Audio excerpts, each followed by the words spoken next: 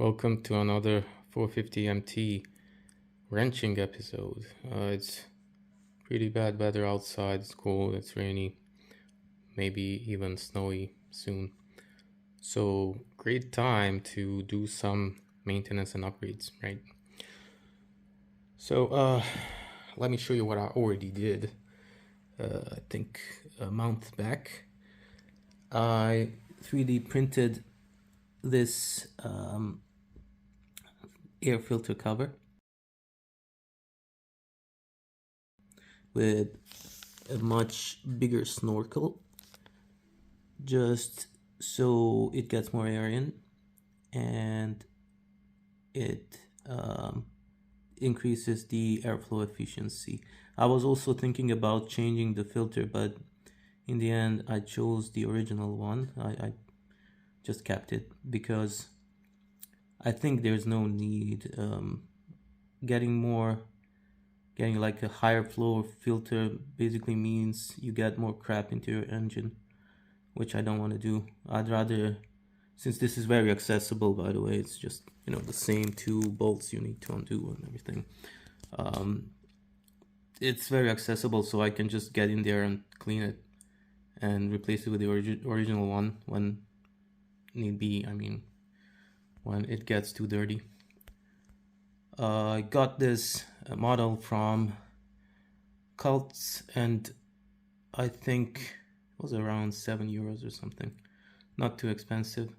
And after pinning, I had to modify it a little bit. Actually, the little bunny ears here up top that go into the slots in here, they were too thick. Couldn't push it all the way because also they were just straight, so that didn't work because this is now bigger and I would hit this part here when trying to there you don't get the same angle anymore, so you're more like limited here.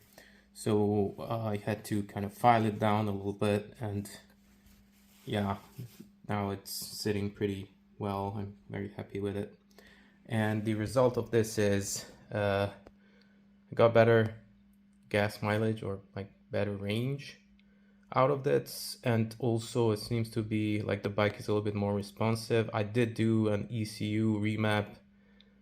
I think it's the second one I did as well, so that helped too. It's running a little bit richer now than it used to. I also like tamed down the throttle a little bit up until 4,000 RPM, so it's not too snatchy when riding around with less RPMs, especially in the city. But what also improved, and which kind of makes a big deal for me because I use this bike as a commuter, the gas mileage. I mean, that's kind of the thing I was looking for. There is some performance improvements as well, I won't lie, and I was actually looking forward to that too. It's just better up top. Basically, it's going like it's pushing much more in the revs, and the rev range is still the same, though I did not extend it to more than 9,500. So that's fine for me. I don't need more. But it's a little bit punchier up there, and I like that, especially when overtaking. So yeah, I recommend this upgrade, and in the next video I'm gonna tell you about the other upgrade I'm doing right now. Bye bye.